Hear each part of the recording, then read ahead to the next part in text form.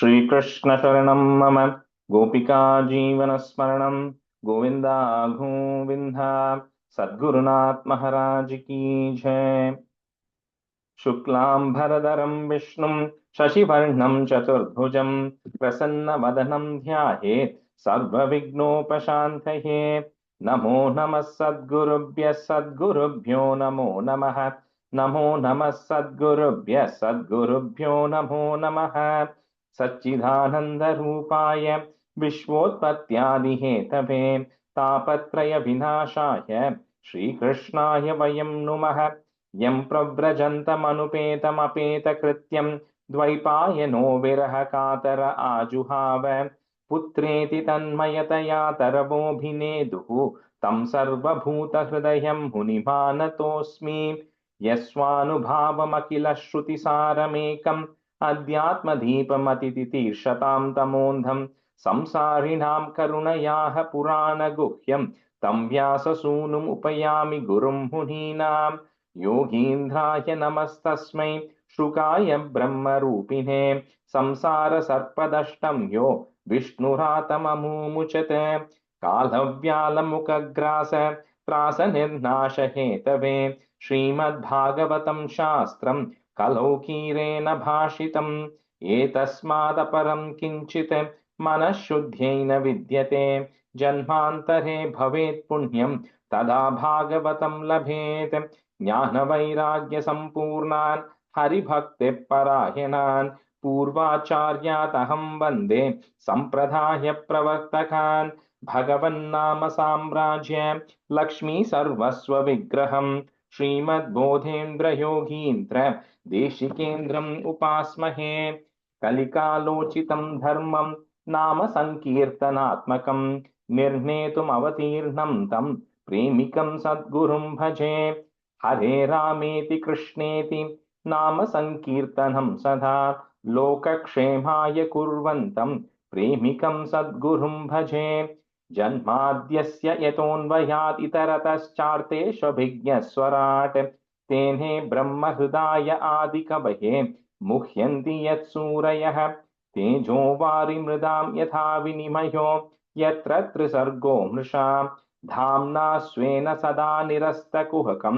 सत्यं परं धीमहि धर्मः प्रोज्झितकैतवोऽत्र परमो निर्मत्सराणां सतां वेद्यं वास्तवमत्र वस्तु शिवदं तापत्रयोन्मूलनम् श्रीमद्भागवते महामुनिकृते किं वा परैरीश्वरः सद्यो हृद्यवरुध्यतेऽत्र कृतिभिः शुश्रूषिभिस्तत्क्षणात् निगमकल्पतरोर्गलितं फलं शुकमुखात् अमृतद्रवसंयुतं पिबत भागवतं रसमालयं मुहुरहो रसिका भुवि भावुकाः नारायणं नमस्कृत्य नरं चैव नरोत्तमं देवीं सरस्वतीं व्यासं ततो जयमुदीरयेत् श्रीमद्भागवताख्योऽयं प्रत्यक्षः कृष्ण एव हि स्वीकृतोऽसि मया नाथ मुख्यर्थं भवसागरे मनोरथो मदीयोऽयं सफलः सर्वदा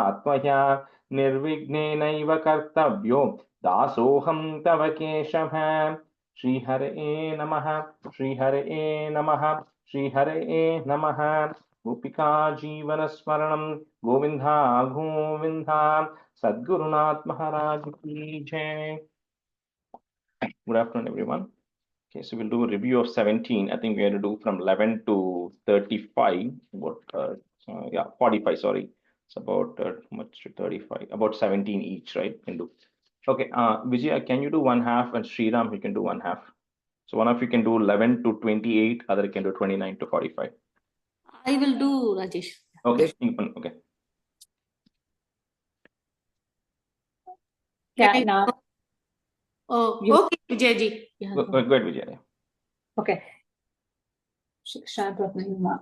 एष राज्ञां परो धर्मो हि यार्थानाम् आर्तिनिग्रहः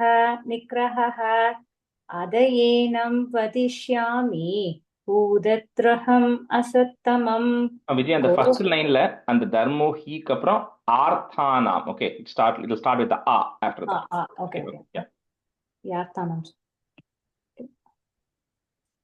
गोवृश्च तव पादां स्त्रीं सौरभेय सदुष्पद मा भुवं स्त्वा दृशा राष्ट्रे राज्ञां गृह्णानुवर्तिनाम् आख्याहि वृषपत्रं वः साधूनाम् अकृताकसाम् आत्मवैरूप्यकर्तारं पार्थानां कीर्तिदूषणम् जनेनाकर्ष्यकं यज्ञन् सर्वतोस्य च मद्भयं साधूनां भद्रमेव स्यात् असाधुत्तमने कृते. The first line, one word. Second word is yunjan. Yunjan. Okay.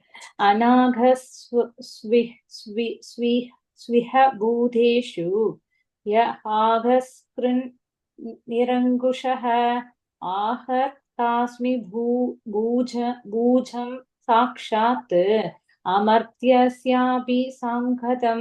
The second line is just bhujam. You made a long u there. Just bhujam sakshat. भुजं साक्षात् राज्ञो हि परमो धर्मः स्वधर्मस्थानुपालनं शासतो ज्ञान यदा शास्त्रम् अनाभत्युत्पदानिह धर्म उवाच एतत्त्व पाण्डवेयानां युक्तम् आर्ता भयं वचः येषां गुणकनैकृष्णो दौत्यादौ भगवान् कृतः न वयं क्लेश बीजानि यदस्यु पुरुषर्षभ पुरुषं तं विजानीमो वाक्यभेद विमोहिताः केचित् विकल्पवसनाः आहुरात्मानमात्मनः दैवमन्ये परे कर्म स्वभावम् अपरे प्रभुम् अप्रतर्क्यात् अनिर्देश्यात् इति केष्वपि निश्चयः अत्रानुरूपं राजर्षे विमृश स्वमनीषया. सूत उवाच एवं धर्मे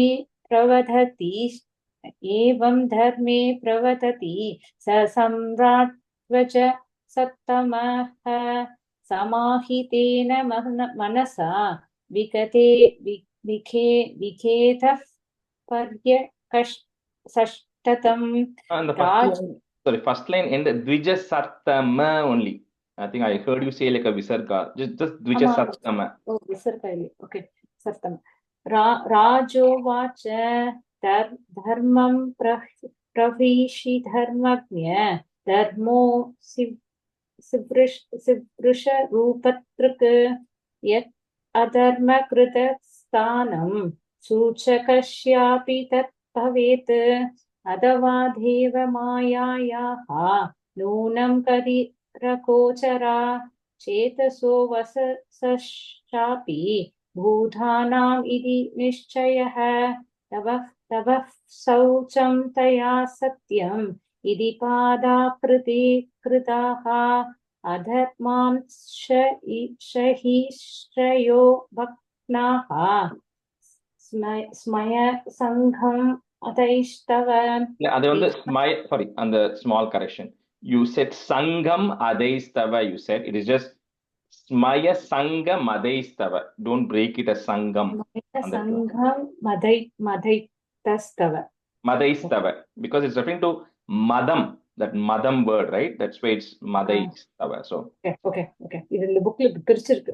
Idhanim dharma padaste satyam nirvartayetyatah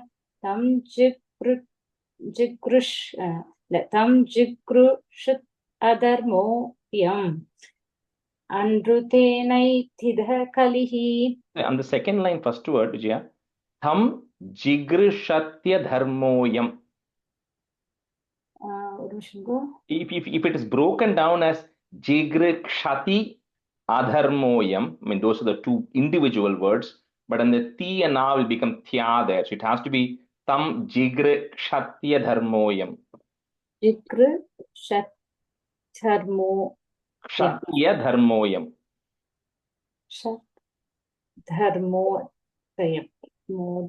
धर्मोऽयम् मोहम् Yeah, now I'll text you in English a little bit later on the word. So. Okay. इयं च भूर्भगवता न्यासिधोरुभारा सती श्रीमद्भीस्तत्पदन्यासैः सर्वदकृत कौतुका क्षोयश्रुकला सात्वी दुर्पखे ओचितातुना अप्रहमन्या नृपव्याजाः अप्रहमन्या नृपव्याजाः सूत्रा भोक्ष्यन्ति मामिति. And the first line we added the word sati at the end because some books did not have it. So durbage bojita dhuna sati. Sati. And then the second line, first word is abbrahmanya. Okay. Brahmanya. Yeah. Okay. Abbrahmanya nrupavyachaha sutra भोक्ष्यन्ति मामिति. इति धर्मं महीं चैव सात्वयित्वा महारथः निषादम् अधीति खड्गं कलये धर्महेतवे. Yeah, we can stop here. Yeah. गोपिका जीवन स्मरणं गोविंदा गोविंदा श्री सद्गुरुनाथ महाराज की जय. तम जिगाम सुम अभिप्रेत्य विहाय नृपलांछनं तत्पादमूलं शिरसा समगाद्भय विह्वलः पतितं पादयोर्वीरः कृपया दीनवत्सलः शरण्यो नावधीश्लोक्यः आहचेदम् आहचेदम् सन्निव राजोवाच न ते कुडाकेश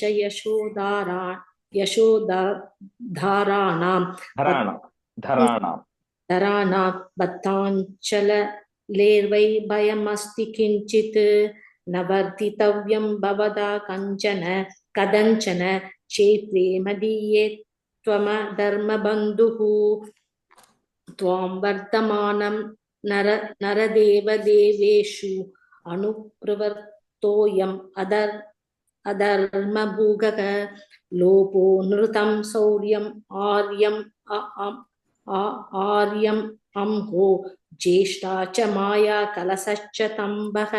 Jeshri, on the second line before the comma, shauryam anaryam amho. Okay. Lopo nrutam shauryam. Just before the comma, right? Shauryam anaryam amho. Shauryam anaryam amho jeshta cha maya klashascha tambah navartitavyam tada dharma bandho dharmena satyena cha vartitavye. இது எப்படி tune மாறி போயிடுது? You lost it. You say navartitavyam tada dharma bandho dharmena satyena cha vartitavye. Navartitavyam tada dharma bandho dharmena satyena cha vartitavye. ब्रह्मावर्ते यत्र यज्ञन्ति यज्ञैः यज्ञेश्वरं यज्ञविधानविज्ञाः यस्मिन् हरिर्भगवान् युज्यमानः युज्यामूर्ति यजदांशं तनोति कामानमोघान् स्थिरजङ्गमानाम्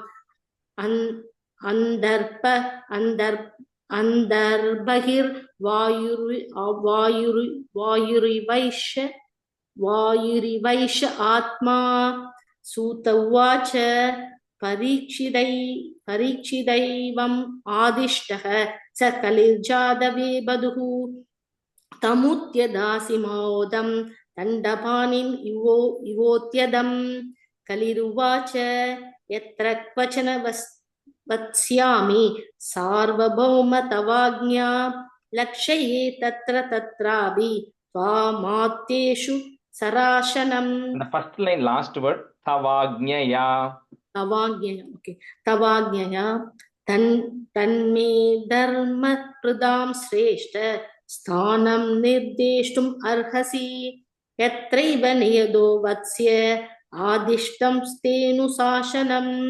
सूत उवाच अप्यर्थितस्तदा तस्मै स्थानानि कलये तदौ स्त्यूदं पानं श्रियस्सूना यत्र धर्मश्चतुर्विधः. पुनश्च याशमानाय जातरूपम् आदात् प्रभुः. Adat prabhu. पुनश्च चायमानाय जातरूपम् अदात् प्रभुः. तदो नृदं मदं कामं राजो वैरं च पञ्चमम्. Rajo vairam. तदोनृदं मदं कामं रजो वैरं च पञ्चमम्. अमुनि पञ्चस्थानानि ह्यधर्म प्रभवः कलिः औतरेयेन तत्तानि न्यवसत् तन्निदेशकृत्. अदैतदानि सेवेद पूबूषु पुरुषः क्वचित् विशेषदो धर्मशीलो राजालोकबधिर्गुरुः. And the first line after the comma, the word bhu bhushu. So first bhu is a short u, short. Second one is a long one. So bhu bhushu. பூபூஷு No, சொன்ன. no. நீங்க பூங்கற bu bhushu. ஓ பூபூஷு. Yeah. Okay. वृषस्य नष्टां स्त्रीं पादान् तपःशौषं दयामिति प्रदिशं तद आश्वास्य महीं च समवर्धयत्. स एष एदर्ह्यत्यास्ते आसनं पार्थिवोचितं पितामहे नोन्यस्तं No panyastam. Pitamaheno पितामहेनोपन्यस्तं राज्ञारण्यं विविक्षता आस्तेदुना स राजर्षिः कौरवेन्द्र स्त्रियोल्लसन् गजाह्वये महाभागः चक्रवर्ती बृहच्छ्रवाः इत्तम्बूदानुपावोऽयम् अभिमन्यसुदो नृपः यस्य पालयदः शोणी यूयं सत्राय दीक्षिताः. Second line, palayataha shonim. यस्य पालयदः यदः And the visarga has to be said because sha is coming, right? So yasya palayataha shonim. ஓ இக்கு கிடையாதாங்க? அங்க joining letter கிடையாது. Because the sha is coming, so yeah. Okay. यस्य पालयदः शोणीं यूयं सत्राय दीक्षिताः. श्रीमद्भागवते महापुराणे पारमहंस्यां संहितायां प्रथमस्कन्धे कलिनिग्रहो नाम सप्तदशोऽध्यायः. Okay, so we'll start with Ashtadashodhyayah, 18th chapter. So I'll first say the meaning of the half, right, up to maybe about 20 stanzas. So today, let's see, Ammuchichi, you can be a student, and Sabita, you can be student first half. Second half, Priya, Sri Kumar, and Uma can be student. Okay, so the 18th one, right, so where we left off on 17th was we saw the conversation that was happening when Parikshit was traveling, when he was conquering the world. At that time, he came across this dharma, which was in the form of a bull, and earth, which was in the form of a cow. And then there was a person who was less than a Shudra beating them up. And then the conversation was happening between all of them. And then in the end, Kali, Parikshit gave Kali saying, I'll give you 5 places to stay. He says, Dyutam Panam Striya Suna, wherever there's gambling, drinking, prostitution, animal slaughter, and also Jata Rupam, where there's gold. So he says you can stay in those 5 places under my protection. Rest of the places you are not allowed, right? That's kind of where we ended the 17th chapter. So 18th chapter, Suta. Okay, yeah. So 18th chapter, Sutta Pauranika is continuing the story. So he kind of gave some information about Parikshit, right? He talked about 1.5 chapters, 2 chapters about Parikshit. So before going into too much detail, he's kind of, in at least the flow of this chapter is, he wraps it up for the sages, right? To see if the sages want to know more or not. So he says, so this is how this is the history of Parikshit. This is how Parikshit was saved by Krishna first when the son of Drona, Ashwatthama, tried to kill him. And then, because and after that, Parikshit continued to be a great devotee of the Supreme Lord to Krishna. And he never, and because of that, he was never afraid of anything in his life. And he always followed the right things. And even in the future, he says, when he was bit by this takshaka, which is a snake bird, and he was about to die. He did not feel afraid by it. He did not have any fear of dying, and he was not, worried about, dying, even though he was bit by this and cursed by the Brahmana boy. That's a summary he's giving. So he's saying, that, and he's kind of giving the gist to see if the sages are interested in learning further, right? Otherwise, he doesn't want to spend more time talking about Parikshit. He wants to check if people really want to hear about it, right? So, and then he says, the main thing about Parikshit, the takeaway from Parikshit, that Sutta Pauranika says is, a person who's a true devotee is never afraid of any place, any person, or any situation, because any condition he faces or any a person he's encountering, he knows that's what Narayana intends. So you should never be afraid of it, and he should not worry about it. That's the one takeaway from Parikshit's Charitram, right? That's what the Pavanadika is saying. So he says afterwards, once he comes to know about what is going to happen to him, Parikshit then renounces his kingdom. And then, he then goes and meets Shukabramam, who's the son of Vyasa himself. And then he was able to get the true knowledge of the Supreme Lord. Although he has encountered with Krishna and everything, he wants to get the true knowledge, which he gets from Shukabramam. And finally, he then gives up his body on the banks of Ganges, right? So he's kind of giving that summary here. And, he says the second important thing he says about Parikshit's Charitram is, everybody knows at the time of death, you have to think about the Lord. That's the last thing you should think about. But it is very, very hard. No matter how much you try, it just will not happen, right? And he says the only way you can do that is following what Parikshit is doing, which is always be thinking about the Lord. So it naturally comes to you, right? And you're not forced to think about it at the time of death. And Parikshit was such a blessed personality because he was always thinking about the Lord. And especially in the last 7 days of his death, all he did was nothing other than thinking about Krishna. So he was blessed, right? And because of that, he was actually blessed with this thing. And then he kind of again summarizes, that till Parikshit lived in the kingdom, until all of that happened, everything was under control. When Krishna left, Kali had already entered. Kali Yuga had already entered. However, under Parikshit, things were still under control, right? And then he summarizes one more thing, because the first question which the sages asked was, why did Parikshit not kill? Why did he not get rid of Kali? Was a question. Why did he just punish Kali, right? So he says the reason Parikshit did not get rid of Kali is he knows that even when you go and think of a lotus flower, it has got thorns, but you don't chop off the entire tree, right? You know that has got a beautiful flower sitting on it. So you just pluck the flower, you don't worry about the thorn. So he says, even though Kali has a lot of bad things, one thing that is very good in Kali, he says, is it's very easy to access Bhagavan compared to other yugas.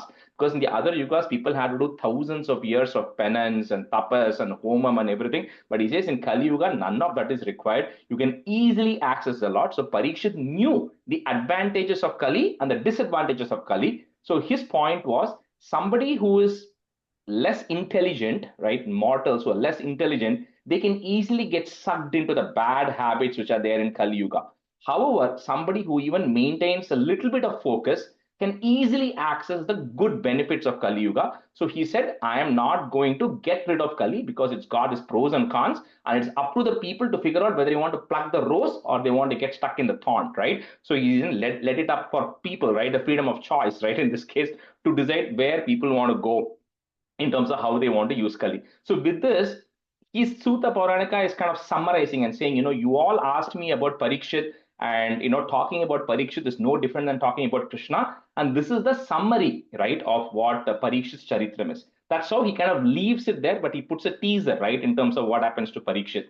So at that time, of course, that kind of goes about 10 stanzas, right? And then the Rishaya Uchuhu will start in 11. So where, the sages are saying, what, this is just amazing, right? He's just listening about the devotees of Krishna. He says, we are all here conducting this 1,000-year havan, right? That's what they're doing. 1,000-year homam they're doing. And they're saying, our body is kind of completely lost sitting in front of the fire. But hearing you talk about Parikshit, who's one of the greatest of devotees, is energizing us, right? And he says, who will not want to hear, because the Bhagavan himself, it talks about, he's Ananta, he has no limit. So how can anybody even condense and say something and say, this is all I can talk about Krishna? He says, you cannot do that. You can just keep on talking about Krishna. There's just absolutely no limit to it.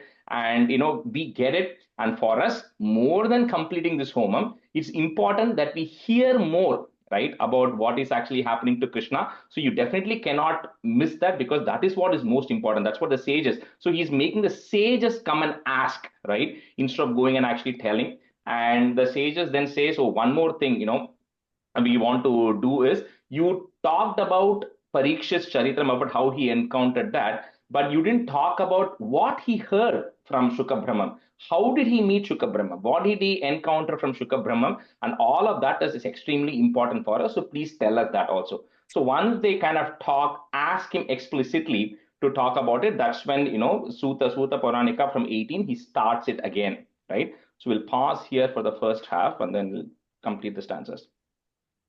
So stanza 1. Sutau vacha yo vai draunyastra viplushto, na matu rudare mritaha anugrahad bhagavatah, krishnasyaadbhuta karmanah. Sutau vacha yo vai draunyastra viplushto na matu rudare mritaha anugrahad bhagavatah Krishnasyaadbhuta karmanah. Suta uvacha yo vaidraunyastra viplushto namaturudare mridaha anugrahad bhagavadaha krishnasyaadbhuta karmanah. Yo vaidraunyastra viplushto namaturudare mridaha anugrahad bhagavadaha krishnasyaadbhuta karmanah. Suta uvacha yo vaidraunyastra viplushto namatu rudare mritaha anugrahad bhagavatah krishnasyaadbhuta karmanah. Suta uvacha yo vaidraunyastra viplushto namatu rudare mritaha anugrahad bhagavatah krishnasyaadbhuta karmanah. Brahma kopotitat yastu, takshakat prana viplavat na sammu mohoru bhayat, bhagavat yarpitashayah. I cannot break that word, so one word. Brahma kopotitat yastu takshakat prana viplavat na sammu mohoru bhayat, bhagavat yarpitashayah. Brahmakopottidadhyastu takshakat prana viplavad na sammu mohorubayad bhagavatyarpitashayah. Brahmakopottidadhyastu takshakat prana viplavad na sammu mohorubayad bhagavatyarpitashayah. Brahmakopothitadhyastu takshakat prana viplavat na sammu moho rubhayat bhagavat यर्पितताशयः यर्पिताशयः ब्रह्मकोपोत्थिताद्यस्तु तक्षकात् प्राणविप्लवात् न सम्मुमोहोरुभयात् भगवत्यर्पिताशयः उत्सृज्य सर्वतः संगम विज्ञाताजित संस्थितिः वैयासकेर जहौ शिष्यो गंगायां स्वं कलेवरम् उत्सृज्य सर्वतः संघं विज्ञाताजित संस्थितिः वैयासकेर जहौ शिष्यो गंगायां स्वं कलेवरम् उत्सृज्य सर्वतः संगम विज्ञाताजित संस्थितिः वैयासकेर्जहौ शिष्यो गंगायां स्वं कलेवरम् उत्सृज्य सर्वतः संगम विज्ञाताजित संस्थितिः वैयासकेर्जहौ शिष्यो गंगायां स्वं कलेवरम् उत्सृज्य सर्वतः संगम विज्ञाताजित संस्थितिः वैयासकेर्जहौ शिष्यो गंगायां स्वकलेवरम् उत्सृज्य सर्वतः संगम विज्ञाताजित संस्थितिः वैयासकेर्जहौ शिष्यो गंगायां स्वकलेवरम् स्वं कलेवरम् गंगायां स्वं कलेवरम्. Rajesh, one question. and the Vayyasoker Jaho Shishyan போட்டிருக்கு இந்த bookல. Shishyo, disciple of. So Shishyo, just change it to Shishyo. Okay. So here the Vaiyasake is to Vyasa's son. So Vaiyasake Jaho. So becoming the disciple of Vyasa's son, he attains liberation in the banks of Ganges. So Shishyo, you can just change it. Okay. Nottama shloka varthanam, जुषतां तत् कथामृतं स्यात् संभ्रमोन्त कालेपि स्मरतां तत् पदाम्बुजम् नोत्तम श्लोक वार्तानां जुषतां तत् कथामृतं स्यात् संभ्रमोन्त कालेपि स्मरतां तत् पदाम्बुजम् नोत्तम श्लोक वार्तानां जुषतां तत् कथामृतं स्यात् सम्भ्रमोऽन्धकालेऽपि स्मरतां तत्पदाम्बुजम् नोत्तमश्लोकवार्तानां जुषतां तत्कथामृतं स्यात् सम्भ्रमोऽन्धकालेऽपि स्मरतां तत्पदाम्बुजम् नोत्तमश्लोकवार्तानां जुषतां तत्कथामृतं स्यात् सम्भ्रमोऽन्तकालेऽपि स्मरतां तत्पदाम्बुजम् नोत्तमश्लोकवार्तानां जुषतां तत्कथामृतं स्यात् सम्भ्रमोऽन्तकालेऽपि स्मरतां तत्पदाम्बुजम् आवत् कलिर्न प्रभवेत् प्रविष्टोऽपीह सर्वतः यावदीशो महानुर्व्याम, that ma will break it, put a m, महानुर्व्याम, next word will start with the a, abhimanyava ekarat तावत् कलिर्न प्रभवेत् प्रविष्टोऽपीह सर्वतः यावदीशो महानुर्व्याम आभिमन्यव एकराट् तावत् कलिर्न प्रभवेत् प्रविष्टोऽपीह सर्वतः यावदीशो महानुर्व्याम् आभिमन्यव एकराट् तावत् कलिर्न प्रभवेत् प्रविष्टोऽपीह सर्वतः यावदीशो महानुर्व्याम् आभिमन्यव एकराट् तावत् कलिर्न प्रभवेत् प्रविष्टोऽपीह सर्वतः यावदीशो महानुर्व्याम् आभिमन्यव एकराट् तावत् कलिर्न प्रभवेत् प्रविष्टोऽपीह सर्वतः यावदीशो महानुर्व्याम् आभिमन्यव एकराट् यस्मिन् नहनि यर्ह्येव भगवान् उत्ससर्जगाम् तदैवेहानुवृत्तो, that's one word, you can't break that word, तदैवेहानुवृत्तोऽसौ. So that va that you have there, remove that va. and then make that sa, make it sau. Tadaivehanu vrittosau, comma. That verb will go away. Next word starts with a. Adharma prabhavah kalihi. So only because we are stopping there. If you're not stopping, you can just read it the way it is right now. Yasminnaheniyahyeva bhagavan utsasarjagam tadaivehanuvrittosau adharma prabhavah kalihi. Yasminnahaniyahyeva Bhagavan utsasarjagam tadaivehanuvrittosau adharma prabhavah kalihi. Yasminnahaniyahyeva Bhagavan utsasarjagam yadaivehanuvrittosau adharma prabhavah kalihi. Amachaji, second line, first word, tadaivehanu. Tadaivehanu. You just said just tadaivehanu. Oh. Tasminnahaniyahyeva bhagavanutsarsarjagam tadaivehanuvrittosau adharma prabhavah kalihi.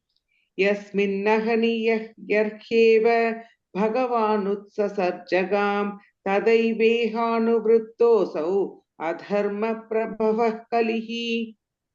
Nanudveshti kalim samrat, comma, saranga iva sarabhuk kushalanyashu siddhyanti, comma, netarani kritani yat. Nanudveshti kalim samrat saranga iva sarabhuk kushalanyashu siddhyanti netarani kritani yat.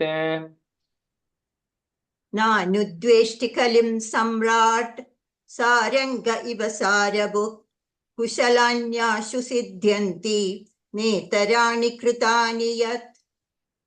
Nanudveshti kalim samrat saranga iva sarabhuk kushalanyashu siddhyanti netarani kritani yat. Nanudveshti kalim samrat saranga iva sarabhuk kushalanyashu siddhyanti netarani kritani yat. Nanudveshti kalim samrat saranga iva sarabhuk kushalanyashu siddhyanti netarani kritani yat. Kim nu baleshu shurena, comma, kalina dhira bhiruna apramattah pramatteshu, comma, yo vruko nrishu vartate. Kim nu baleshu shurena kalina dhira bhiruna apramattah pramatteshu yo vruko nrishu vartate. Kim nu baleshu shurena kalina dhira bhiruna apramattah pramatteshu yo vrikondrishu vartate. Kim nu baleshu shurena kalina dhira bhiruna apramattah pramatteshu yo vrikondrishu vartate. Kim nu baleshu shurena kalina dhira bhiruna apramattah pramatteshu yo vrikondrishu vartate. Kim nu baleshu shurena kalina dhira bhiruna apramattah pramatteshu yo vrikondrishu vartate. Upavarnitam etat, if you want to break it, etat vaha, comma, punyam parikshitam maya vasudeva kathopetam, that break it, put a im, petam, comma, akhyanam, the next word, akhyanam yada prichata. Upavarnitam etat vaha punyam parikshitam maya vasudeva kathopetam akhyanam yada prichata. Upavarnidamedadvaha punyam parikshitam maya vasudeva kadhopedam akhyanam yada prichhata. Upavarnidamedadvaha punyam parikshitam maya vasudeva kadhopedam akhyanam yada prichhata.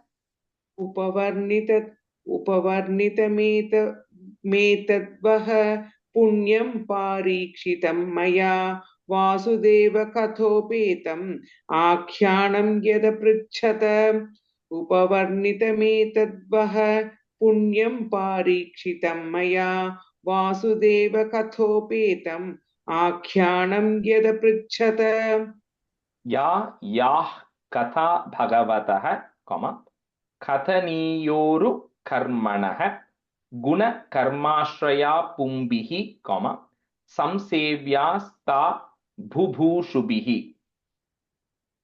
या याः कथा भगवतः कथनीयोरु कर्मणः गुणकर्माश्रया पुंभिः संसेव्यास्ता बुभूषुभिः या याः कथा भगवतः कथनीयोरुकर्मणः गुणकर्माश्रयाः पुंभिः संसेव्यास्ता बुभूषुभिः या याः कथा भगवतः कथनीयोरुकर्मणः गुणकर्माश्रया पुंभिः संसेव्यास्ता बुभूषुभिः या याः कथा भगवतः कथनीयोरुकर्मणः कर्मणः गुणकर्माश्रयाः पुंभिः संसेव्यास्ता बुभूषुभिः या याः कथा भगवतः कथनीयोरुकर्मणः गुणकर्माश्रया पुंभिः संसेव्यास्ता बुभूषुभिः ऋषय ऊचुः सूत जीव समाः सौम्य शाश्वतीर्विशदं यशः यस्त्वं शंससि कृष्णस्य मर्त्यानाम् अमृतं हि नः ऋषय ऊचुः सूत जीव समाः सौम्य शाश्वतीर्विशदं यशः यस्त्वं शंससि कृष्णस्य मर्त्यानाम् अमृतं हि नः ऋषय ऊजुः सूतजीव समाः सौम्य शाश्वतीर्विशदं यशः यस्त्वं शंससि कृष्णस्य मर्त्यानाममृतं हि नः ऋषय ऊजुः सूतजीव समाः सौम्य शाश्वतीर्विशदं यशः यस्त्वं शंससि कृष्णस्य मर्त्यानाममृतं हि नः ऋषय ऊचुः सूतजीव समाः सौम्य शाश्वतीर्विशदं यशः यस्त्वं शंससि कृष्णस्य मर्त्यानाम् अमृतं हि नः The second line, second word. Yastvam shamsasi. शंससि okay. ऋषय ऊचुः सूतजीव समाः सौम्य शाश्वतीर्विशदं यशः यस्त्वं शंससि कृष्णस्य मर्त्यान् अमृतं हि नः मर्त्यानाम् अमृतं हि नः Karman yasmin nanashwase. You cannot quite break it. Karman yasmin nanashwase, dhuma dhumratmanam bhavan apayeti govinda, pada padmasavam madhu. This is what I was telling, right? When they are sitting 1,000-year yajna, they are doing this thing. I was sitting in front of this fire all day long, right? First of all, they don't have enough people, and plus it's so hard to sit in front of it even for 2 hours, right? And they're sitting day after day. So they're saying, so that's why, whatever you are telling, Suta Puranika, this is like madhu, it's like honey for us, right? Nectar for us, for whatever you are telling, because it's cooling us down. कर्मण्यस्मिन्ननाश्वासे धूम धूम्रात्मनां भवान् आपाययति गोविन्द पादपद्मासवं मधु. Just say one time, okay? कर्मण्यस्मिन्ननाश्वासे धूमधूम्रात्मनां भवान् आपाययति गोविन्द पादपद्मासवं मधु. कर्मण्यस्मिन्ननाश्वासे धूमधूम्रात्मनां भवान् आपाययति गोविन्द पादपद्मासवं मधु. मधु short u and end la मधु तुलयाम लवेनापि न स्वर्गं न पुनर्भवं भगवत् संगी संगस्य मथ्यानां किमुताशिषः. तुलयाम लवेनापि न स्वर्गं न पुनर्भवं भगवत् संगी संगस्य मर्त्यानां किमुताशिषः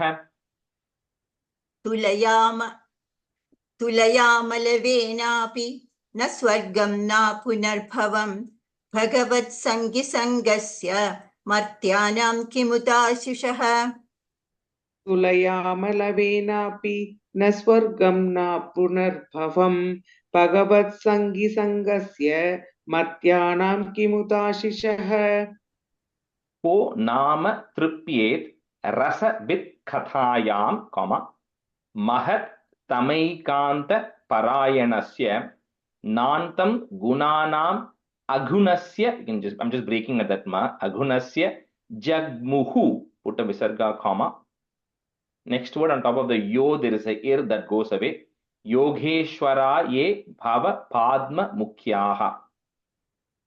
को नाम तृप्येत् रसवित् कथायां महत्तमैकान्तपरायणस्य नान्तं गुणानाम् अगुणस्य जग्मुः योगेश्वराये भवपाद्ममुख्याः को नाम तृप्येद्रसवित्कथायां महत्तमैकान्तपरायणस्य नान्दं गुणानामगुणस्य जग्मुः योगेश्वराये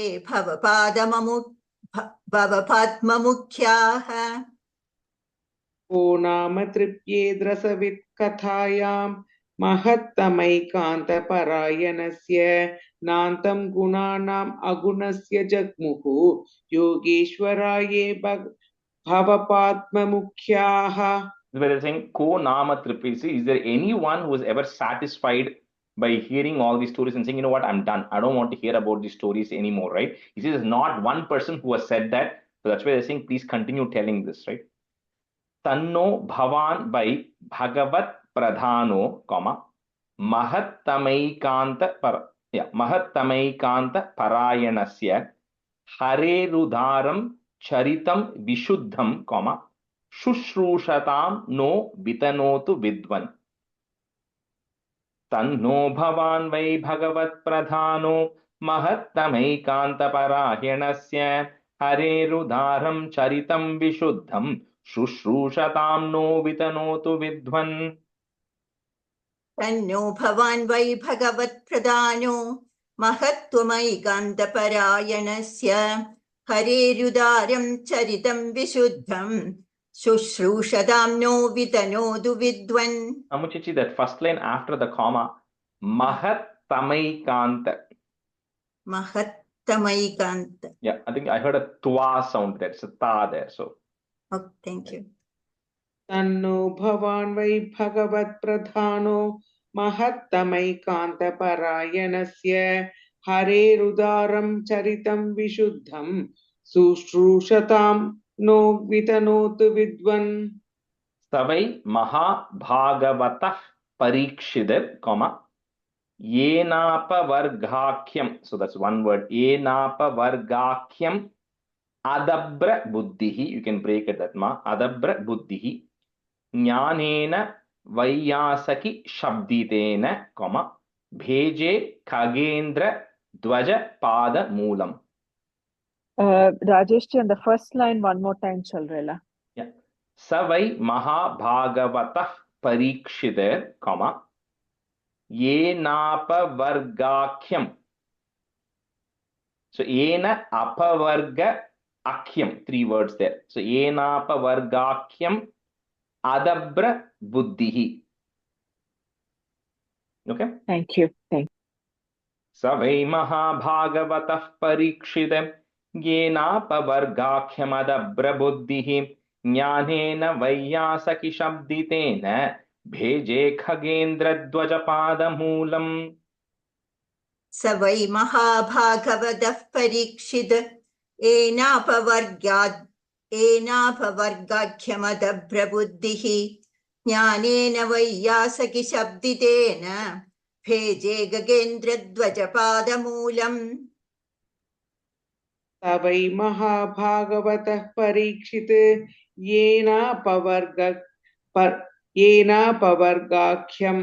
अदभ्रबुद्धिः ज्ञानेन वैयासकीशब्दितेन भेजे खगेन्द्रध्वजपादमूलम्.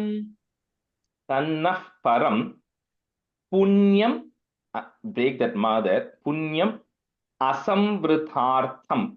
That ma you put a im and a comma. Asamvrithartham, comma. Next word starts with a a. I'm again going to break it in a few places.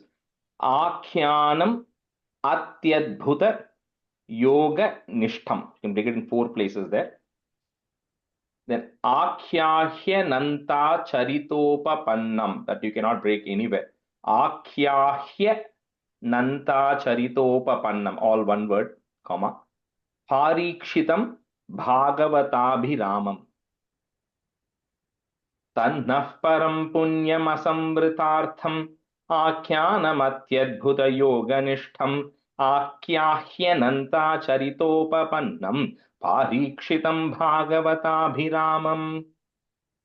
तन्नः परं पुण्यमसंवृदार्थम् आख्यानमत्यद्भुतयोगनिष्ठम् आख्याह्यनन्दाचरितोपपन्नम् पारीक्षितं भागवताभिरामम् तन्नः परं पुण्यम् असंवृतार्थम् आख्यानम् अत्यद्भुतयोगनिष्ठम् आख्यानह्यनन्ताचरितोपपन्नम् पारीक्षितं भागवताभिरामम्.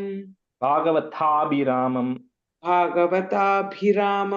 the second line, first word, Akhya, Akhya, Akhyahya. Akhyahyanantacharitopapanam. Yeah. Parikshitam Bhagavatabhiramam. Rajesh, it's her and ya together, right? Akyahya. Her and ya together. Yeah, and the ka and ya, you kind of have to say it together because like kya, right? Kya. இல்ல அதுக்கு அடுத்த word HYA, HYA. HYA, yeah. Thank you. So KYA, the ka and ya kind of come together, and then the HYA, hya comes together. Those are the 2 words there, letters there. Suta vacha aho vayam janma britodhya hasma, comma, vriddhanu vrityapi biloma jataha daushkulyamadhim vidunoti shigram, comma, mahattamanam abhidhana yogah.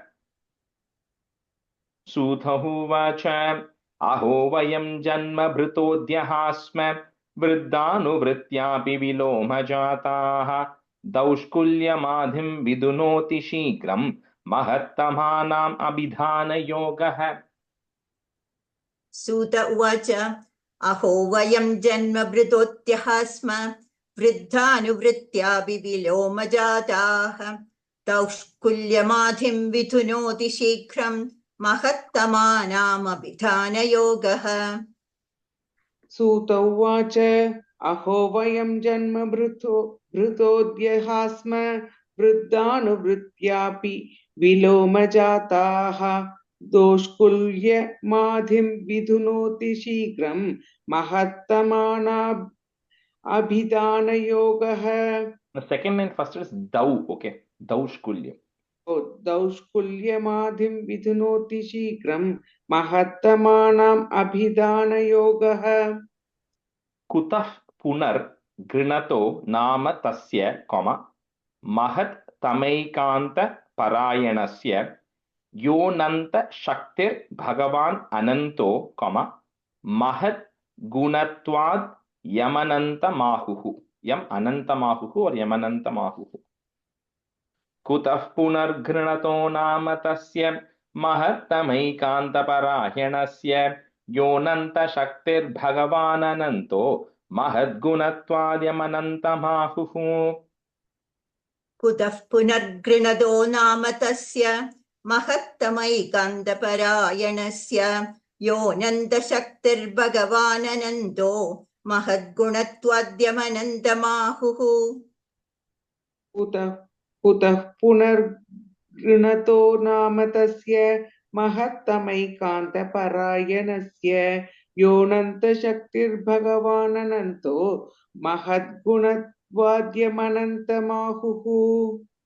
Etavathalam nanu suchitena, comma, Gunair asamyanati. If you want to break it, that ra. Gunair asamyanati shayanasya.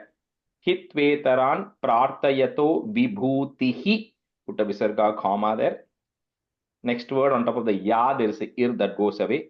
Yasyangri renum jushatena bhipsoho. Ye tavatalam nanusuchitena gunairasamhyanatishahyanasya hitvetaran prartayato vibhutihi yasyangri renum jushatena bhipsoho. एतावतालं ननु सूचितेन गुणैरसाम्यानतिशायनस्य हित्वेतरान् प्रार्थयतो विभूतिः यस्याङ्घ्रिरेणुं जुषतेन बीप्सोः एतावतालं ननु सूचितेन गुणैरसाम्यानतिशायनस्य हित्वेतरान् प्रार्थयतो विभूतिः यस्याङ्घ्रिरेणुं जुषतेन भीप्सोः. Yeah, we'll pause here and switch half fail. So, okay, let me now continue the meaning. I think I kind of did till about 18, right? 17, 19, 19 I already said, but 18 will start from there. So kind of, when the sages are saying, we really want to hear because there's no limit to it, right? We absolutely want to hear that. So Sutta Puranika continues. And here he just says in the 18th, he just says that, although my birth, he's talking about his birth, looks like he was not born in a true Brahminical family. He says, I'm from a mixed caste. That's what Sutta Pauranika is saying. He says, I was not purely born in a Brahminical family. I was born in a mixed caste, but because of association with Shukha Brahmam and all of the other great personalities, I've got the appropriate knowledge. So he says there is nothing like you have to be born in the right family or in terms of Brahminical or non-Brahminical. There's nothing like that. It is just the association you actually maintain and from where you get the knowledge and what you are doing. That's what is actually relevant here. He's saying I myself am an example because I was born like that, but I've heard all this knowledge, and then I'm also now able to associate with all of you sages in Naimisharanya also, right? So he kind of goes on talk a little bit about him, his background there. And then, he then again, before he gets into the Parikshit's thing, he also kind of confirms, that, like we said, the Ananta, there's so much to tell, that, who will not be interested in listening. And, that people, all the gods go after Mahalakshmi, but the Mahalakshmi herself is always coming behind Narayana. So who will not want to come and serve him all the time, right? So he kind of talks about the importance of it. And before he starts in 23, he makes a very nice comment. He's saying that, you know, I can only tell as much as my knowledge goes, right? That's what he's saying, because there's no one who can say, I can tell you everything about the Supreme Lord because it's unlimited. So nobody has the capacity. So I will only tell you based on the knowledge I have, the limited capacity of what I have learned. So with that, he then continues with the Parikshit story, which he had left, right? So after Parikshit had the encounter with the bull and the cow, one day when Parikshit was actually going hunting, and he had gone hunting, he was alone, and he had become very tired, fatigued, hungry and thirsty, all of that stuff. So when he was looking for the water reservoir, he comes across the ashramam of a rishi called as Samika, right? He came across the rishi's thing. So the rishi was sitting, he was meditating, right, with his eyes closed and everything. Now, the important thing about Parikshit's thing, very similar to what we saw in Narada Charitram, right? What happened to Narada in his previous birth when he was a child is, sometimes certain awkward situations happen. Like it's a forcing function, right? That happens in somebody's life. And that person is never able to tell at that point why such a forcing function is happening to me, right? There's a very unfavorable situation happens to people, but however, people say, what, if this unfavorable situation happens to me, that's unfair, right? I don't deserve it. But he says that's not how it should be thought about. If you are a true devotee, then whatever situation happens to you, that is intended to happen for a certain reason, right? Because he says, if not for whatever situation Parikshit is being forced to right now, right? He says none of us would have gotten this revelation of Srimad Bhagavatam, which talks about Krishna from Shukha Brahma, right? So, and very similarly, he says, if Arjuna, who's one of the greatest of warriors, but at the time of the fight, somehow he mellowed down, right? Somehow he figured, why do I want to fight this? And if he had not gotten that situation, you would have not gotten Bhagavad Gita, right? So he says a lot of this situation, is prompted for any number of reasons that we are not aware of. But that doesn't mean, but if you have faith, he always says the situation is intended for a specific purpose. Anyway, he cannot be setting that prelude there. So when Parikshit comes across this Muni, he's completely in this kind of state of a yogic trance, right? Like he's not aware of what is actually happening. And he's like a regular sage, right? He's sitting there, with this what he calls deer skin. He's sitting on it and meditating. Parikshit goes and asks him several times for water, right? Now, fundamentally, Parikshit, who's such a great king, who knows so much dharma, he cannot even be in a situation why he would go ask a meditating sage for water. That itself is just unprecedented, right? But that's the prompt, right? That's a forcing function that he knows what is right and wrong, but he's trying to wake a sage up and ask for water. That is the state Parikshit was in right now, right? And of course, king, the sage doesn't care. Parikshit, he doesn't even listen to Parikshit. He doesn't know that Parikshit is even there. So, however, what happens is Parikshit gets very angry because he's extremely hunger, right? They say hangry. He's hungry, he's thirsty, and he's angry. He gets very angry. And what he does is he decides to leave. Second incident, when he's leaving, he could have just left. But somehow he felt so pissed that he saw that there was a dead snake lying. And then with his bow, he takes the dead snake and then he goes and puts it on that sage's neck as a garland, right? So these things Parikshit got forced to do, right? He was never this kind of a person. But something happened that day, right? He's not accustomed to such a thing and then more importantly, he ends up finding a dead snake also, right? Even that is kind of, very unique thing that actually happened. So he says all of this happened for a reason. So with it, that Parikshit comes back. He comes back to his kingdom. He's sitting there, and then sometimes reality hits you, right? Maybe he had his food or whatever. Then reality hits him, saying, "What did I do?" Right? This is just completely unacceptable, right? Me as a king trying to go wake up a sage who is in meditation, and then when he doesn't respond, I take a dead snake and put it on his thing. He says this is absolutely a big mistake I have actually done, right? So but somehow in his mind, he's also trying to justify, right? The sage should have probably received me and all that. So he's kind of double-minded. One time he's cursing himself, saying he made a big mistake. Second, he's justifying his bad action, saying that, well, the sage should have received me because I am the king. So anyway, he's kind of going through that in his mind. At that time, the sage had a son, young boy, right? He was just playing somewhere else. Somebody comes and tells him, right? He first doesn't even see this. Somebody comes and tells him, his name is Shringi. So he says, Shringi, you know what? Parikshit king comes and then he puts a dead snake on your father's neck when he's actually praying. That's what Shringi hears secondhand from somebody else. However, this boy then gets really upset, right? And he's like, what kind of a world are we living in? This is the world where Krishna walked, in the land where Krishna walked, where dharma has to be maintained. How can a king do this, right? And says this is actually unheard of. This is the place now. There's absolutely no dharma in this land, and he gets really upset about it for whatever reason, right? He gets even more upset, and then he then decides to curse. Now, even this boy, also being a young boy, should have controlled himself, or he should have gone and first spoken to his dad. Even that doesn't happen, right? So again, another forcing thing that he decides to take it up in his own hands. So he then, of course, he's also a very powerful boy, right? A Brahmana boy. So he then touches with the water that is there, and then he then sends out a curse to Parikshit, saying the seventh day. So I think it comes in stanza 37. Say Takshaka Saptame Hani. In the seventh day from today, you're going to be bit by Takshaka, who's a snake bird, and that is the one you will actually have for insulting my father. So with that, he puts the curse on Parikshit, and then he comes to meet his father. So when he comes running, and then he sees the sage, he sees that yes, there is indeed a dead snake lying around his father's neck. And then then his father, the sage, wakes up, but the son is crying, right, big time.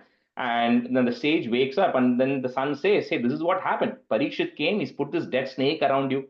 But the sage doesn't care, because the sage is a very realized person, right? So he's saying, you know what, I'm not bothered by this, right? And then he just throws the snake away. So that kind of is where we'll stop today in the class, which is about 40, right? Okay, so we'll start from 21. So athapi yat pada nakavasrishtam, comma, jagat virinchopahritaarhanambah. So this one you cannot break it. Jagat virinchopahritaarhanambah. Okay. Sesham punatyanyatamo mukundat, comma, ko nama loke bhagavat padartah. अथापि यत्पादनकावसृष्टं जगद्विरिञ्चोपहृतार्हणाम्बः शेषं पुनात्यन्यतमो मुकुन्दात् को नाम लोके भगवत्पदार्थः. अथापि यत्पादनखावसृष्टं जगद्विरिञ्चोपहृतार्हणाम्भः शेषं पुनात्यन्यतमो मुकुन्दात् को नाम लोके भगवत्पदार्थः. अथापि यत्पादनखावसृष्टं जगद्विरिञ्चोपहृतार्हणाम्भः शेषं पुनात्यन्यतमो मुकुन्दात् को नाम लोके भगवत्पदार्थः. अथापि यत्पादनखावसृष्टं जगद्विरिञ्चोपहृतार्हणाम्बः शेषं पुनात्यन्यतमो मुकुन्दात् को नाम लोके भगवत्पदार्थः. अथापि यत्पादनखावसृष्टं जगद्विरिञ्चोपहृतार्हणाम्बः शेषं पुनात्यन्यतमो मुकुन्दात् को नाम लोके भगवत्पदार्थः. Yatranuraktas sahasaiva dhiraha. So add a visarga because we're going to pause there, comma. Vyapohya dehadishu sanga moodham brajanti tat paramahamsyam antyam. If you want to break it, or you can say it together, paramahamsyam antyam, comma. Yasminna himsopashamas. Even that word you cannot break it. Yasminna himsopashamas स्वधर्मः. यत्रानुरक्ताः सहसैव धीराः व्यपोह्य देहादिषु सङ्गमूढं व्रजन्ति तत्पारमहंस्यम् अन्त्यं यस्मिन्न हिंसोपशमः स्वधर्मः. यत्रानुरक्ता सहसैव धीराः व्यपोह्य देहादिषु सङ्गमूढं व्रजन्ति तत्पारमहंस्यमन्त्यं यस्मिन्न हिंसोपशमः स्वधर्मः. यत्रानुरक्ता सहसैव धीराः व्यपोह्य देहादिषु सङ्गमूढं व्रजन्ति तत्पारमहंस्यमन्त्यं यस्मिन्न हिंसोपशमः स्वधर्मः. यत्रानुरक्ताः सहसैव धीराः व्यपोह्य देहादिषु सङ्गमूढं व्रजन्ति तत्पारमहंस्यमन्त्यं यस्मिन्न हिंसोपशमः स्वधर्मः. यत्रानुरक्ताः सहसैव धीराः व्यपोह्य देहादिषु सङ्गमूढं व्रजन्ति तत्पारमहंस्यमन्त्यं यस्मिन्न हिंसोपशमः स्वधर्मः. Aham hi prishtorya-mano bhavadbihi. So the ra that is there, put a visarga, comma, bhavadbihi. Next word starts with the a. Achaksha atmava-gamotra yavan nabah patantyatma samam patatrinaha. That is, put a visarga, comma, patatrinaha. Tatha samam vishnu gatim vipaschitaha. Aham hi prishtorya-mano bhavadbihi आचक्ष आत्मावगमोऽत्र यावान् नभः पतन्त्यात्म समं पतत्रिणः तथा समं विष्णुगतिं विपश्चितः. अहं हि पृष्टूर्यमणो भवद्भिः आचक्ष आत्मावगमोऽत्र यावान् नभः पतन्त्यात्मसमं पतत्रिणः तथा समं विष्णुगतिं विपश्चितः. अहं हि पृष्टूर्यमणो भवद्भिः आचक्ष आत्मावगमोऽत्र यावान् नभः पतन्त्यात्मसमं पतत्रिणः तथा समं विष्णुगतिं विपश्चितः. अहं हि पुष्टोर्यमणो भवद्भिः आचक्ष आत्मावगमोऽत्र यावान् नभः पतन्त्यात्मसमं पतत्रिणः तथा समं विष्णुगतिं विपश्चितः. अहं हि पुष्टोर्यमणो भवद्भिः आचक्ष आत्मावगमोऽत्र यावान् नभः पतन्यात्मसमं पतत्रिणः तथा समं विष्णुगतिं विपश्चितः.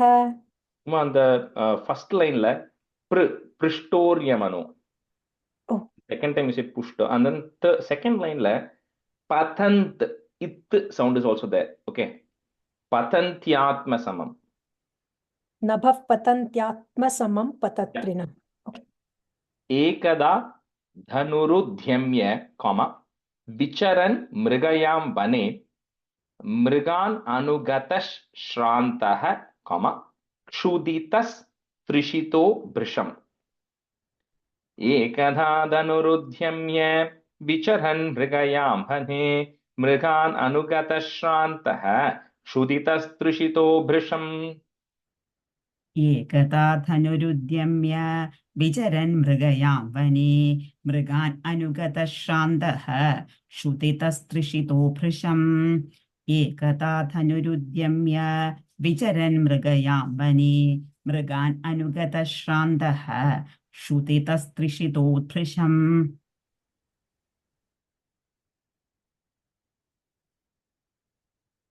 Uma mute little. Oh, you're on mute. Sorry.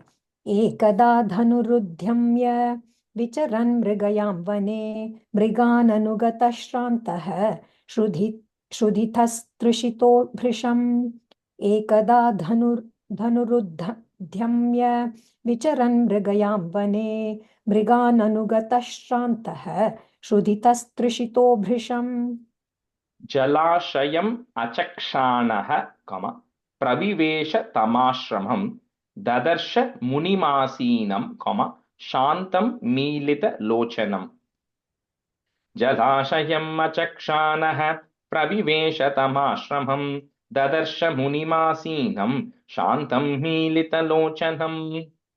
जलाशयमचक्षाणः प्रविवेश तमाश्रमं ददर्श मुनिमासीनं शान्तं मीलितलोचनम्. जलाशयमचक्षाणः प्रविवेश तमाश्रमं ददर्श मुनिमासीनं शान्तं मीलितलोचनम्. जलाशयम् अचक्षाणः प्रविवेश तमाश्रमं ददर्श मुनिमासीनं शान्तं मीलितलोचनम्. जलाशयम् अचक्षाणः प्रविवेश तमाश्रमं ददर्श मुनिमासीनं शान्तं मीलितलोचनम्. प्रतिरुद्धेन्द्रिय प्राण पुट प्लस मनो बुद्धिम उपारतम स्थानत्रयात् परं प्राप्तं कॉमा ब्रह्म भूतम अविक्रियम. If you want to break it that ma प्रतिरुद्धेन्द्रिय प्राण मनो बुद्धिम उपारतम स्थानत्रयात् परं प्राप्तं ब्रह्म भूतम अविक्रियम. प्रतिरुद्धेन्द्रिय प्राणमनो बुद्धिमुपारतं स्थानत्रयात् परं प्राप्तं ब्रह्मभूतमविक्रियम्. प्रतिरुद्धेन्द्रिय प्राणमनो बुद्धिमुपारतं स्थानत्रयात् परं प्राप्तं ब्रह्मभूतमविक्रियम्. प्रतिरुद्धेन्द्रिय प्राणमनो बुद्धिमुपारतं स्थानत्रयात् परं प्राप्तं ब्रह्मभूतमविक्रियम्. प्रतिरुद्धेन्द्रिय प्राणमनो बुद्धिमुपारतं स्थानत्रयात् परं प्राप्तं ब्रह्मभूतमविक्रियम्. विप्रकीर्ण जटाच्छन्नं कॉमा रौरवेणाजिनेन च विशुष्यत् तालुरुदकं कॉमा तथा भूतम अयाचत. विप्रकीर्ण जटाच्छन्नं रौरवेणाजिनेन च विशुष्यत् तालुरुदकं तथा भूतम अयाचत. विप्रकीर्णजडाच्छन्नं रौरवेणाजिनेन च विशुष्यतालुरुदकं तथा भूतमयाचत. विप्रकीर्णजडाच्छन्नं रौरवेणाजिनेन च विशुष्यतालुरुदकं तदा भूतमयाचत विप्रकीर्णजटाच्छन्नं रौरवेणाजिनेन च विशुष्यत्तालुरुदकं तथा भूतमयाचत विप्रकीर्णजटाच्छन्नं रौरवेणाजिनेन च विशुष्यत्तालुरुदकं तथा भूतमयाचत alabdha trina bhumyadihi, the ra that is there, put a visarga comma. Next word starts with a asampraptargya, argya is the word there. Asampraptargya soonritaha avagnatam ivatmanam comma manyamanas chukopaha alabdha trina bhumyadihi asampraptargyasunritaha avagnatam manyamanas-chukopaha. अलब्धतृणभूम्यादिः असम्प्राप्तार्घ्यसूनृतः अवज्ञातमिवात्मानं मन्यमानश्चुकोपः अलब्धतृणभूम्यादिः असम्प्राप्तार्घ्यसूनृतः अवज्ञातमिवात्मानं मन्यमानश्चुकोपः अलब्धतृणभूम्यादिः असम्प्राप्तार्घ्यसूनृतः अवज्ञातमिवात्मानं मन्यमानश्चुकोपः अलब्धतृणभूम्यादिः असम्प्राप्तार्घ्यसूनृतः अवज्ञातमिवात्मानं मन्यमानश्चुकोपः अभूत पूर्व सहसा comma क्षुत्थृड्भ्याम अर्दितात्मनः, easy to break it that ma क्षुत्थृड्भ्याम अर्दितात्मनः ब्राह्मणं प्रत्यभूत ब्रह्मन् comma मत्सरो मन्युरेव च अभूतपूर्व सहसा क्षुत्थृड्भ्यामर्दितात्मनः ब्राह्मणं प्रत्यभूत ब्रह्मन् मत्सरो मन्युरेव च अभूतपूर्वसहसा क्षुत्रिभ्याम् अर्दितात्मनः ब्राह्मणं प्रत्यभूद्ब्रह्मन् मत्सरो मन्युरेव च अभूतपूर्वसहसा क्षुत्रिभ्याम् अर्दितात्मनः ब्राह्मणं प्रत्यभूद्ब्रह्मन् मत्सरो मन्युरेव च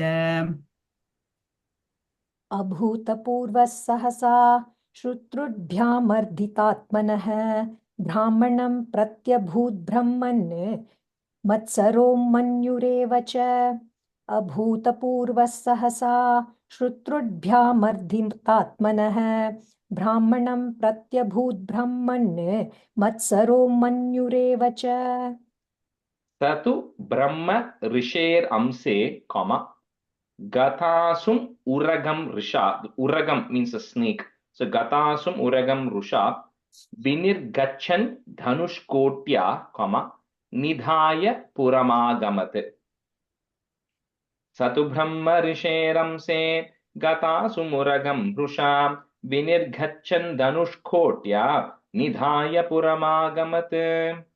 सदु ब्रह्मर्षेरंसे गतासु मुरगं रुषा विनिर्गच्छन् धनुष्कोट्या निधाय पुरमागमत सदु ब्रह्मर्षेरंसे गतासु मुरगं रुषा विनिर्गच्छन् धनुष्कोट्या निधाय पुरमागमत स तु ब्रह्मर्षेरंसे गतासु मुरगं वृषा विनिर्गच्छन् धनुष्कोट्या निधाय पुरमागमत् स तु ब्रह्मर्षेरंसे गतासु मुरगं वृषा विनिर्गच्छन् धनुष्कोट्या निधाय पुरमागमत् येष किं निभृताशेष put a plus करनो मीलिते क्षणः मृषा समाधिर, it's easy to break at the tra समाधिर ahosvit. Okay, I don't know who are following Sanskrit versus other things, but it'll be like with kim and all, a lot of words, letters will be there. So samadhir ahosvit comma kim nu syat kshatra bandhubihi. So just say one time for the next 10 minutes. एष किं निभृताशेषकर्णो मीलिते क्षणः मृषा समाधिराहोस्वित् किं नु स्यात् क्षत्रबन्धुभिः एष किं निभृताशेषकर्णो मीलिते क्षणः मृषा समाधिराहोस्वित् किं नु स्यात् क्षत्रबन्धुभिः एष किं निभृताशेषकर्णो मीलिते क्षणः मृषा समाधिराहोस्वित् किं नु स्यात् क्षत्रबन्धुभिः तस्य पुत्रोति तेजस्वी विहरन् बालकोर्भकैः राज्ञाघं प्रापितं तातं श्रुत्वा तत्रेदम् अब्रवीत् तस्य पुत्रोति तेजस्वी विहरन् बालकोर्भकैः राज्ञाघं प्रापितं तातं श्रुत्वा तत्रेदम् अब्रवीत् तस्य पुत्रोऽति तेजस्वी विहरन् बालकोर्भकैः राज्ञाघं प्रापितं तातं श्रुत्वा तत्रेदमब्रवीत् तस्य पुत्रोति तेजस्वी विहरन् बालकोर्भकैः राज्ञाघं प्रापितं तातं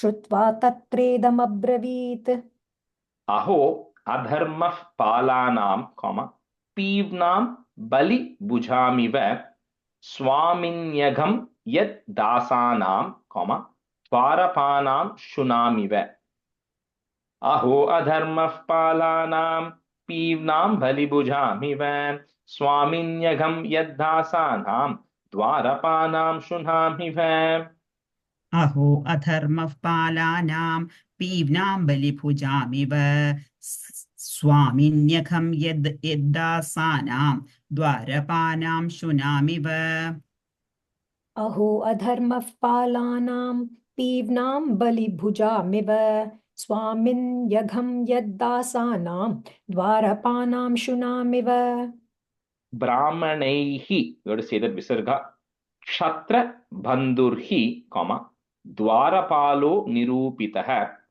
स कथं तद्गृहे द्वास्तः सभाण्डं भोक्तुम् अर्हति.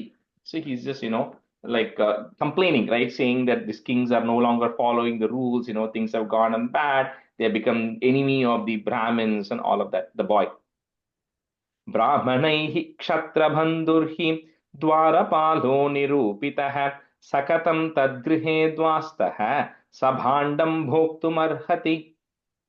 ब्राह्मणैः क्षत्रबन्धुर्हि द्वारपालो निरूपितः सकथं तद्गृहे द्वास्तः सभाण्डं भोक्तुमर्हति. ब्राह्मणैः क्षत्रबन्धुर्हि द्वारपालो निरूपितः सकथं तद्गृहे द्वास्तः सभाण्डं भोक्तुमर्हति. ராஜேஷ் புக்ல கிரகபாலுன்னு கொடுத்திருக்கு. Okay, you can say dwarapalo. Essentially, he's talking about the people who guard, the guardians, right? So, Okay. dwarapalo, grihapalo, it means the same thing. Just change it to dwarapalo. Okay, thank you. कृष्णे गते भगवति शास्त्रयुत्पथ गामिनां तद्भिन्न सेतून् अध्याहम्. If you want to break it, तद्भिन्न सेतून् अध्याहम् शास्मि पश्यत may balam. So essentially what this boy is telling is, because Krishna is gone, there's nobody to guard it. So he says, now it has become my responsibility to take up that spot. So he's also getting a little bit bloated, right? Saying, if Krishna was there, this wouldn't have happened. Because he's not there, let me now take up, right? And then take care of these evil kings. Krishne gate bhagavati शास्त्रयुत्पथगामिनां तद्भिन्न सेतूनध्याहं शास्मि पश्यत मे बलम्. कृष्णे गते भगवति शास्त्रयुत्पथगामिनां तद्भिन्न सेतुनद्याहं शास्मि पश्यत मे बलम्. कृष्णे गते भगवति शास्त्रयुत्पथगामिनां तद्भिन्न सेतूनध्याहं शास्मि पश्यत मे बलम्. इत्युक्त्वा रोषताम्राक्षो वयस्यान् ऋषि, if you want to break it, वयस्यान् ऋषि बालकः कौशिक्याप उपस्पृश्य वाक् वज्रं विससर्जः इत्युक्त्वा रोषतां राक्षो वयस्यान् ऋषिबालकः कौशिक्याप उपस्पृश्य वाग्वज्रं विससर्जः इत्युक्त्वा रोषतां राक्षो वयस्यान् ऋषिबालकः कौशिक्याप उपस्पृश्य वाग्वज्रं विससर्जः इत्युक्त्वा रोषतां राक्षो वयस्यान् ऋषिबालकः कौशिक्याप उपस्पृश्य वाग्वज्रं विससर्जः Vagvachram is saying thunder. Vajram is thunderbolt. Vak is words. So thunderbolt like words. Iti langhita maryadam, takshakas saptamehani danksyati sma kulangaram, chodito me tatadruham. Iti langhita maryadam takshakas saptamehani danksyati sma kulangaram chodito me tatadruham. इति लङ्घितमर्यादं तक्षकः सप्तमेहनी दंक्ष्यति स्म कुलाङ्गारं चोदितो मे ततद्रुहम् इति लङ्घितमर्यादं तक्षकः सप्तमेहनि दंक्ष्यति स्म कुलाङ्गारं चोदितो मे ततद्रुहम्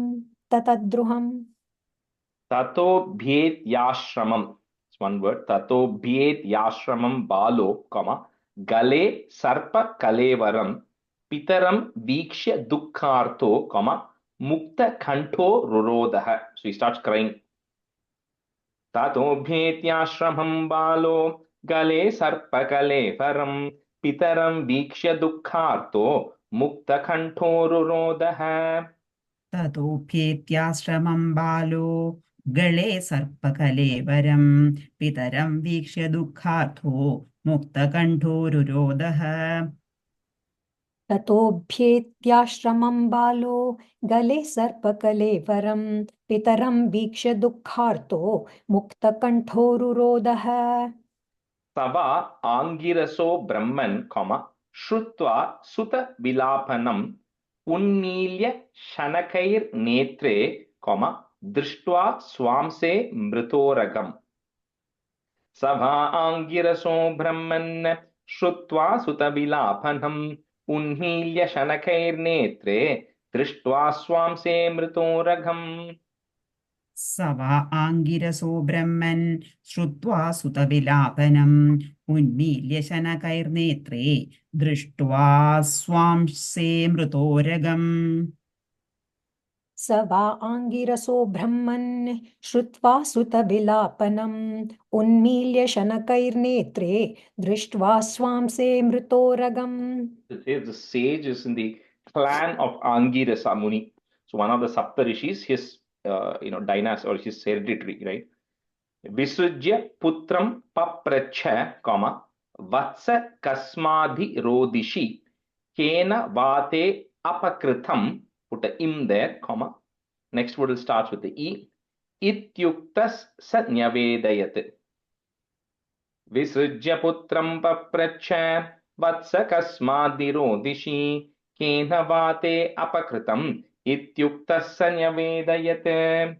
Rajesh, first line, can you please repeat? Is it Putram, did you say? Because I not the other line. Visrijya Putram Papracha. Okay, அது missing. Visrijya Putram Tamcha Prapracha போட்டிருக்கு. Okay, Putram Papracha. Okay, thank you. विसृज्य पुत्रं Rajesh पप्रच्छ second லைனும் கொஞ்சம் சொல்ல முடியுமா? Kena vate apakritam. The me you will have there. I'm just breaking it. Apakritam, next word will start with the e. Ityuktas ityuktaha. So I'm putting that is ityuktas sa nyavedayat. Okay. விசுஜ்ய என்ன சொன்னேன் first வார்த்தை எனக்குல வேற தான் கொடுத்துருக்கு. Putram papracha. Okay, perfect. Thank you. विसृज्य पुत्रं पप्रच्छ वत्स कस्मात् हिरोदिषि केन वाते अपकृतम् इत्युक्तः सन्न्यवेदयत्. विसृज्य पुत्रं पप्रच्छ वत्स कस्माद्धीरो दिशि केन वा ते अपकृतम् इत्युक्तः सन्न्यवेदयत्. Say that last portion again, right? That. विसृज्य पुत्रं पप्रच्छ वत्स कस्माद्धीरो दिशि केन वा ते अपकृतम् इत्युक्तः सन्न्यवेदयत्. Yeah, we'll stop here at 40. Shri Hare Namaha, Shri Hare Namaha, Shri Hare Namaha. Gopika Jeevana Smaranam Govinda Govinda. Sadgurunath Maharaj Ki Jai. Kahena vacha manasendriyerva buddhyatmana va prakrute swabhavat. Karomi yatyat sakalam parasmai narayanayeti samarpayami. Thank you, everyone. Thank you, Rajesh. Thank you, Rajesh. Thank you, Rajesh. Thank you. Thank you, Rajesh.